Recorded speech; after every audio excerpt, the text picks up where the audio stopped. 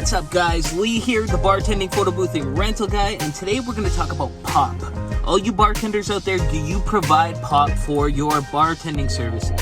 I know that I do, and I make quite a bit of money off of it when people do opt in for it. I charge starting price $5.50 Canadian per head, per person. Sometimes it ends up being a lot of work though, hauling all that pop, and then it takes up lots of room in the van here as well. And then I got a soda stream for Christmas. I don't know if you've got a soda stream, you can make your own pop at home.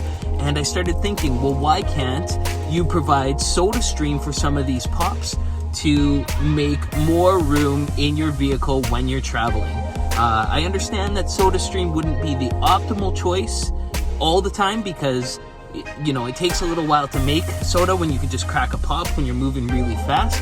But for certain items you're not even sure that you're going to be using, well, all you have to do is pack the little bottle, and if you have a water source near you, then you can just fill up from there and make the pop on site, and then you can save room in the van when you're hauling a bunch of stuff. And I think you should give it a try. I'm going to adapt it into part of my grocery service for certain events, and that's how you make a pop with a soda stream.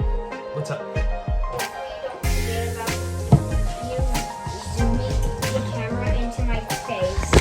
Bedtime tonight? You're in the back of that video and you're eating a chocolate bar. Don't worry, you're in it.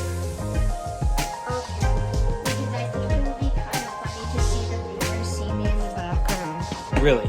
Yeah. Okay, say like and subscribe. Like and subscribe!